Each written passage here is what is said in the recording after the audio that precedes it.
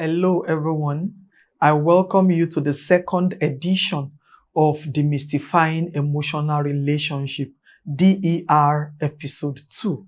This is Dr. Seun Olabode, and I will be talking on what I titled Balanced Emotional Relationship Information.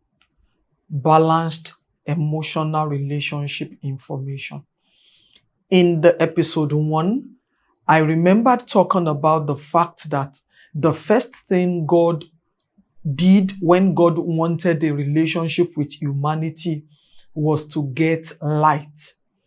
And light was defined then by dictionary.com as illumination, as wisdom, as insight, information, understanding.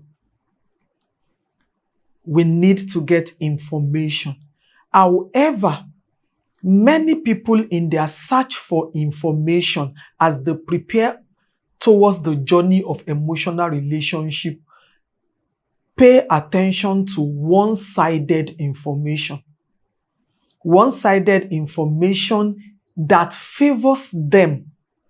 Many people, when you ask them about their goal for relationship, you hear things that has to do with them, me, I. I want somebody that will take care of me. I want somebody that will love me. I want somebody that would treat me specially. I want somebody that will be kind to me. I want somebody that will not break my heart. I want somebody that will be faithful to me. Oftentimes, everything revolves around them. And this is an imbalanced information when it comes to having a good relationship. It is okay to watch out for yourself. It is okay to have certain expectations of the kind of experiences you want to have in your relationship. Nothing is bad about that. However, the person coming into your space is also a human being that has feelings. And the person also has things they expect to experience by being in emotional relationship with you. So it is not only about gathering the information about the things that you need, things that should be your benefit or your rights by being in relationship with someone. It's also about getting the information on the generic things that will be expected of you to deliver or to render if you are in a relationship with another person. So let's look at God in Genesis chapter 1. Basically, God is a spirit. God can live anywhere. God can exist conveniently in any sphere. But God knew that the kind of relationship He wanted was with human beings.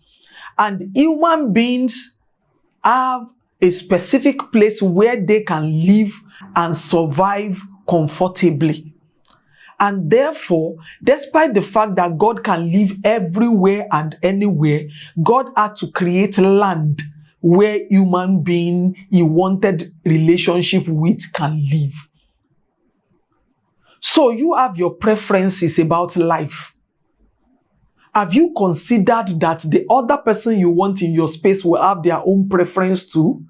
Are you willing to reach the concession or the compromise that will be required to make the other person live comfortably and stay in your space conveniently too?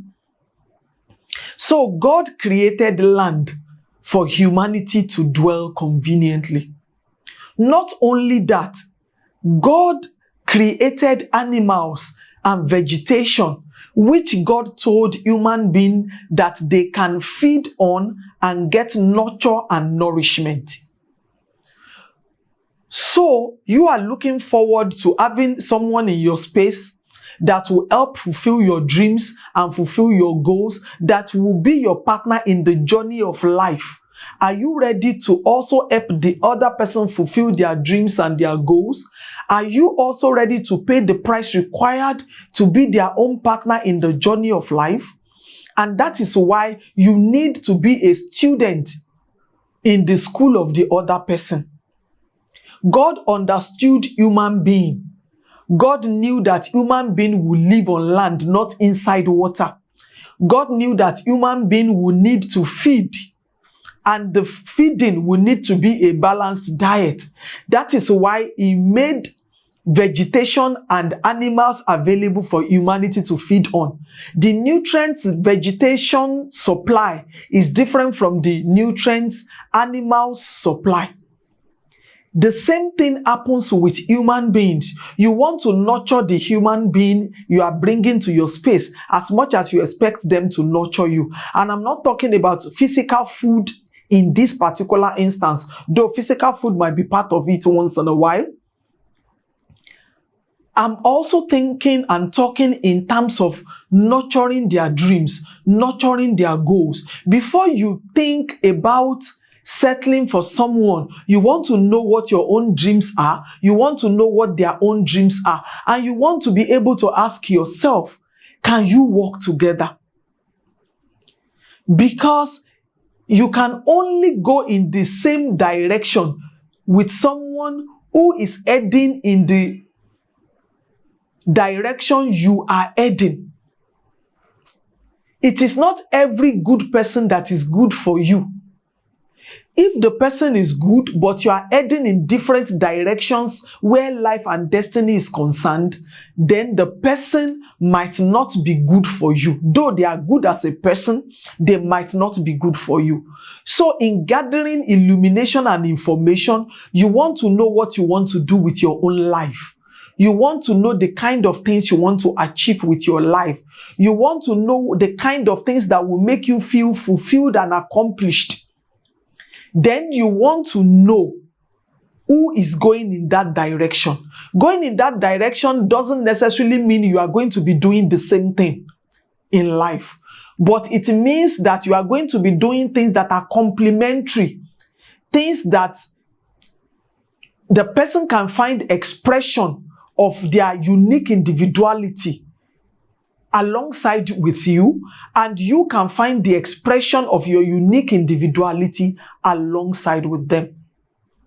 So God can be on land, God can be in water, God can be in the air, God is everywhere.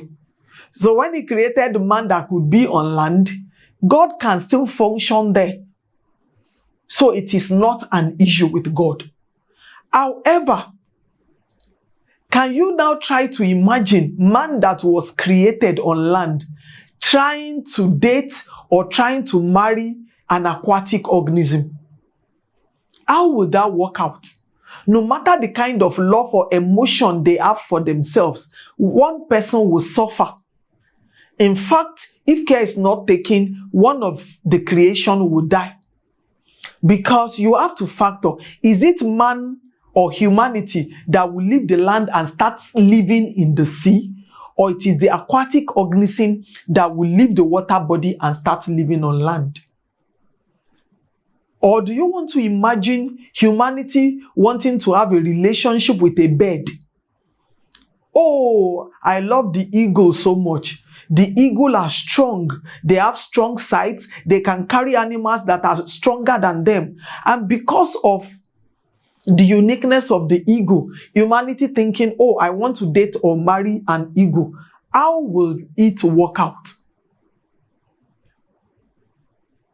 That is why you need a balanced information before you contemplate a relationship. You need the information of yourself, and you need the information about the kind of person that can fit into your space, the kind of person that can complement you, and the kind of person you can complement to have a good relationship.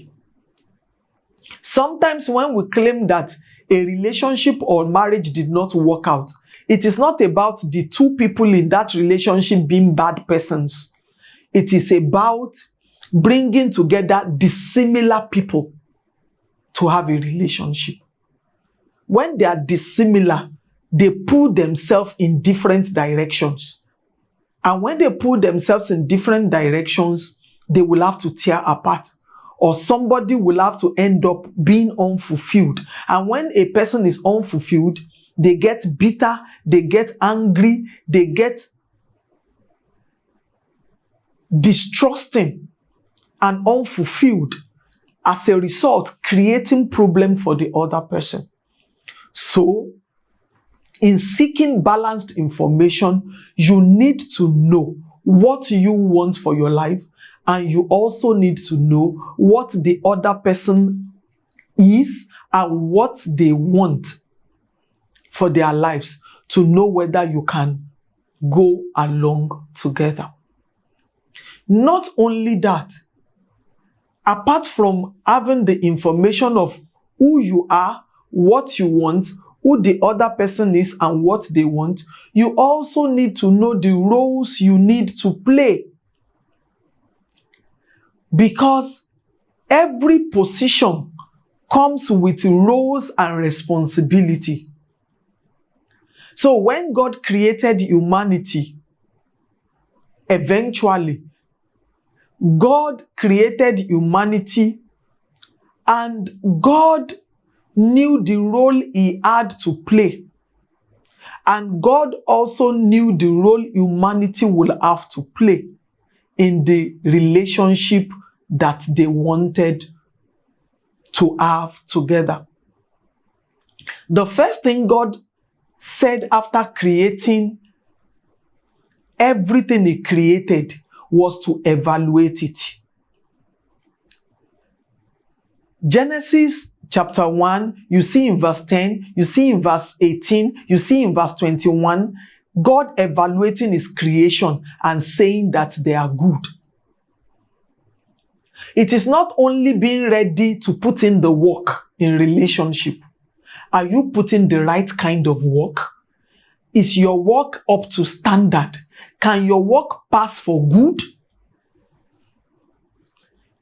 When they create things in the present society, there is a body that vets what is being created or produced to check whether they are up to par or up to standard. And it is only when they are verified as being standard and good that they are sent into the market. Have you vetted what you are offering the other person? It is not just to say, I'm putting in my best. Is your best good enough?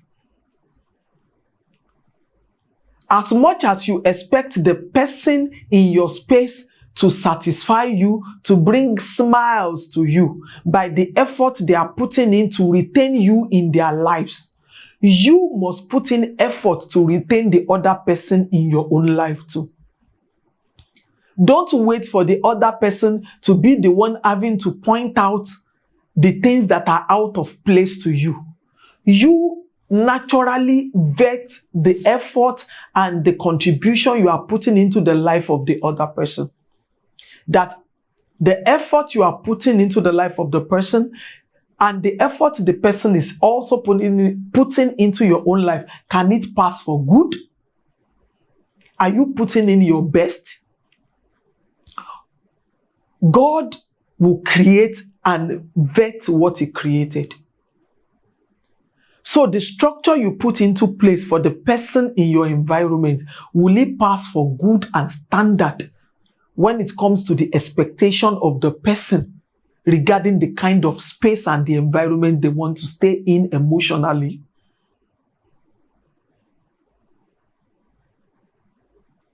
Regarding your support for them fulfilling their dreams and their God-ordained destinies, the goals that they've decided that they want to run after in life, is your contribution into their life passing for good?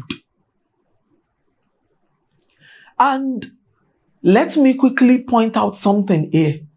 Some people get carried away trying to invest into the lives of the person in their space that they forget about themselves. No. There is nothing God gave humanity that God is not an embodiment of. God is an embodiment of beauty. God is an embodiment of structure. God is an embodiment of perfection. God is an embodiment of wholesomeness. God is an embodiment of forward mobility. It is not about imputing value into the life of the other person at the expense of your own self. So as you are imputing value into the life of the other person, Are you putting value into your own life too? As you are making time for the other person, are you making time for yourself? As you are nurturing the other person, are you self-nurturing? As you are financially investing into the other person, are you financially investing into yourself? As you are watching out for the health of the other person, are you watching out for your own health? As you are praying for the other person to make progress, are you praying for yourself? As you are being magnanimous and forgiving of the errors of the other person, are you magnanimous and forgiving of your own errors or your own oversights too? Because you can only love your neighbor as yourself. God is an embodiment of love. God is a giver. It is out of who God is that God was given to mankind and creation. So, don't give in love or emotionally to another person at the expense of yourself. Self-nurture, self-develop before you pour into another person. Ensure that as you are helping the other person, you are carrying yourself along. Don't be such that the other person is making progress, but there is nothing to write home about your own life. When it comes to roles and responsibilities, expectations in relationship, let it be mutual growth, balanced information. As you are gathering information on how to make your relationship with the other person work, gather information on how to make your relationship with your own self work also. Gather information on how to help yourself too, how to develop and better yourself too. Because the only thing that is constant in life is change. As the other person will be changing and evolving, and you will be helping them with their change and evolvement, you also need to be changing and be evolving into a better version of yourself. Keep growing and keep evolving into a better version of yourself. I also noticed that when God created humanity, one thing God told them in Genesis chapter 1 verse 26 is that they should be fruitful, they should multiply, they should replenish the earth, they should subdue it, they should have dominion. These speak volumes.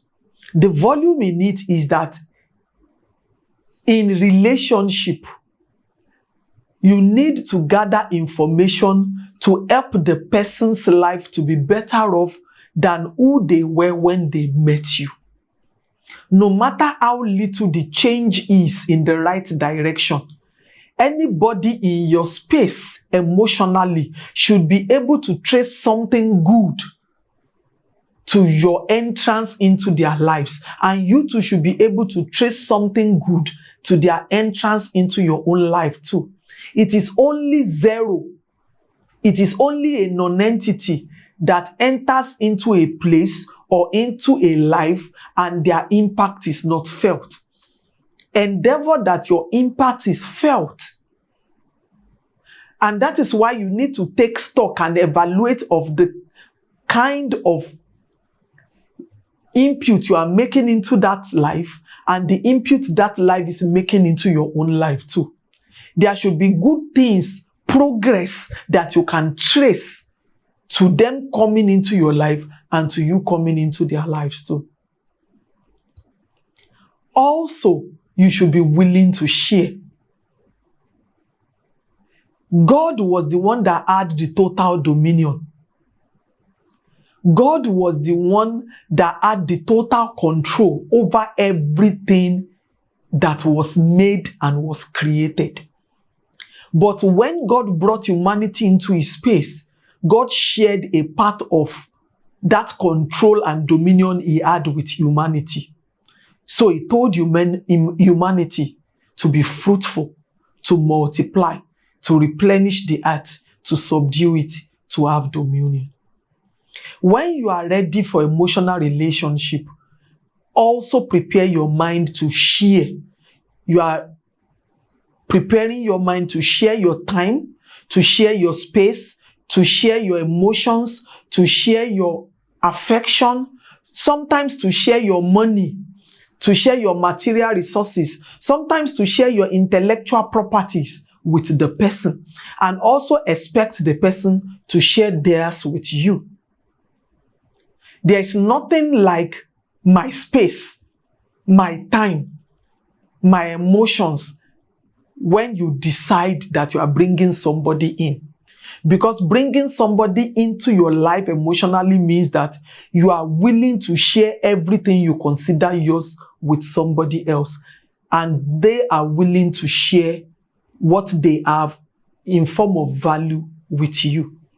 If you are the type that you are highly possessive and highly jealous of your space, your things, your time, your money, your material, emotional relationship might not be for you. Because emotional relationship is about sharing, it's about caring, it's about sacrifices being made for others, and it's about compromises being reached. So you have to count those costs before you enter into emotional relationship.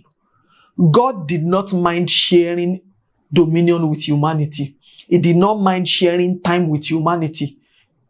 As we go into other episodes, you will see God coming at a certain time of the day to come and share his time, his attention, his affection with humanity.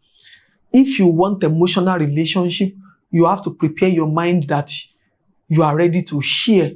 You are ready to reach certain compromises.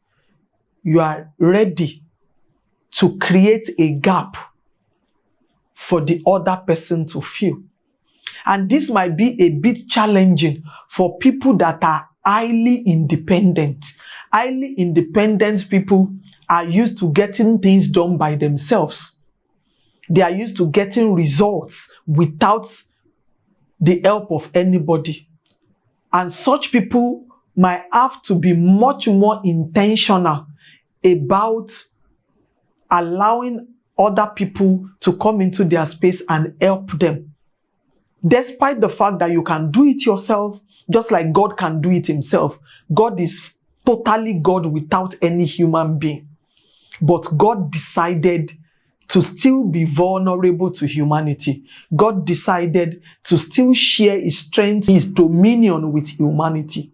If you want emotional relationships, you will have to consider sharing. You will have to consider being vulnerable to a certain extent. You will have to consider reaching some degree of compromise to the other person.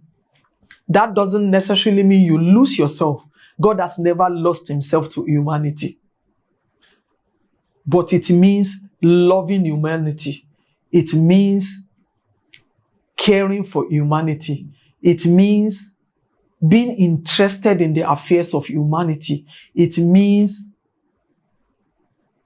looking forward to sharing with the person and vice versa.